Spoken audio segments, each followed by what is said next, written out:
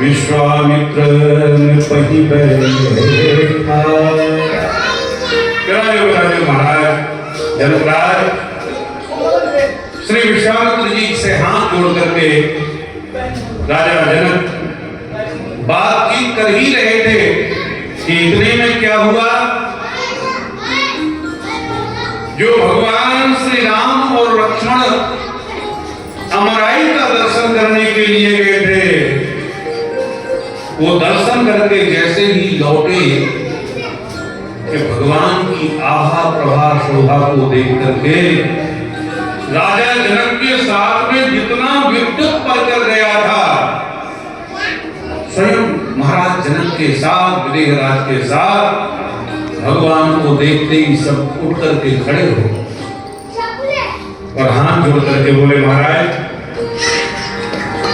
कहु नाथ सुंदर तू बालक,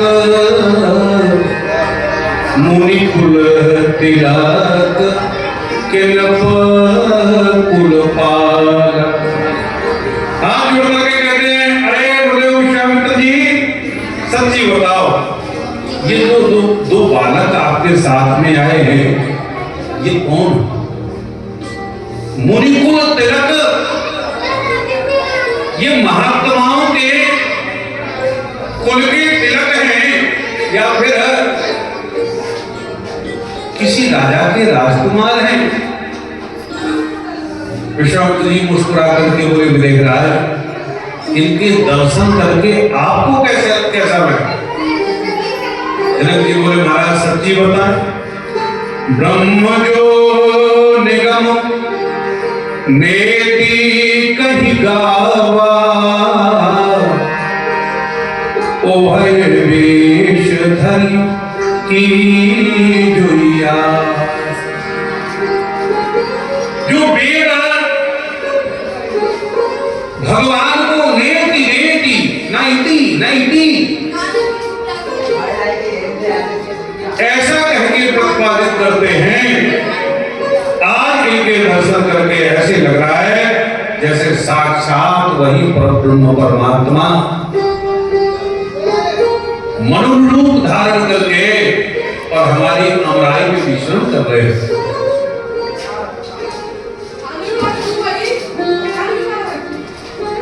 तो विश्वामित्र जी महाराज कहते हैं, राजन ये प्रिय सबही जहां लगी प्राणी, मनुष्य का ही नाम सुनबानी। अरे महाराज विराज, ये कोई मामूली नहीं है। फिर जहां तक संसार आपको दिखाई दे रहा है, जहां तक जीव जड़ चैतन्य कुछ भी दिखाई दे रहा है, सब जगह उनकी सत्ता। आज वही परब्रह्म परमात्मा रघुकुल मणि दशरथ के जाए, मम हित लागी नरेश पठा। ये महाराज दशरथ के दोनों राजकुमार हैं और मेरे यज्ञ की रक्षा करने के लिए महाराज दशरथ जी से लेकर के हम आए थे। तब तो जनक जी राम लक्ष्मण के दर्शन करके मन आह्लादित हो जाता है। बार बार गुरुदेव विश्वामित्र जी की सेवा करने के बाद अब जनक राज अपने भवनों की ओर प्रस्थान करते हैं और श्री गुरुदेव विश्वामित्र जी महाराज परिश्रांत जब हो जाते हैं तो राम लक्ष्मण दोनों मिलकर के श्री गुरुदेव विश्वामित्र जी के चरण दबाना प्रारंभ कर देते हैं। चरण दबाते दबाते जब श्री विश्वामित्र जी महाराज शयन कर जाते हैं, सो जाते हैं, और जब राम भद्र प्रभु लेट जाते हैं, तब अब लक्ष्मण जी राम जी के चरण दबाना प्रारंभ कर देते हैं। और ऐसे भगवान अपने गुरुदेव के साथ में विदेह नगरी राजा जनक जी के बगीचे में विश्राम कर रहे हैं।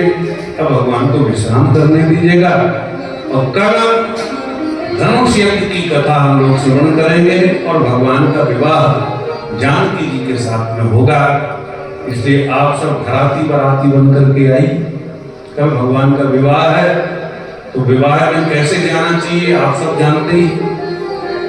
तो घराती बाराती बनकर के राम जी की बारात में सब लोग चलेंगे, सज धज के तो आइए, लेकिन आभूषण पहन के बिल्कुल मत आइए और मेकअप करके आओ, कपड़े पहन करके आओ, पर कीमती आभूषण पहन करके कथा में बिल्कुल भी ना आओ, क्योंकि भगवान की बारात में चलना है और बारात में तो सब प्रकार के लोग जाते हैं। इसलिए कल बड़े धूमधाम से हम लोग भगवान श्री राम जी का विवाह उत्सव मनाएंगे। आप सब विवाह में सम्मिलित होने के लिए पधारे।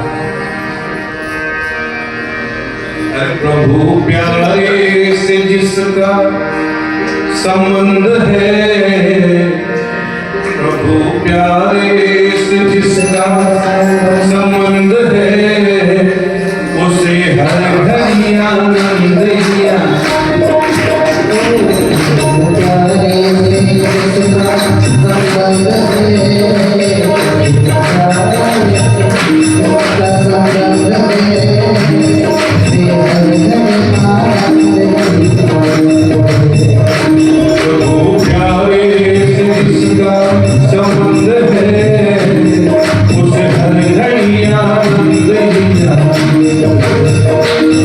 Oh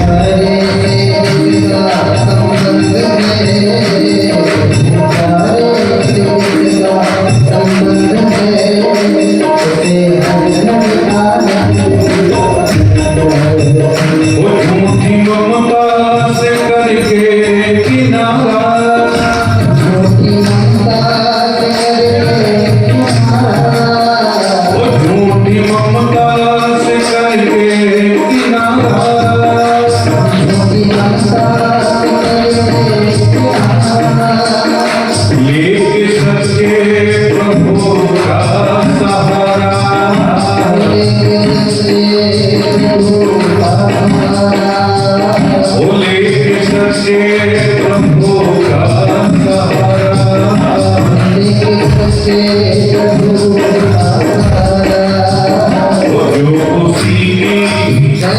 जो उसी रजा में रजामंद है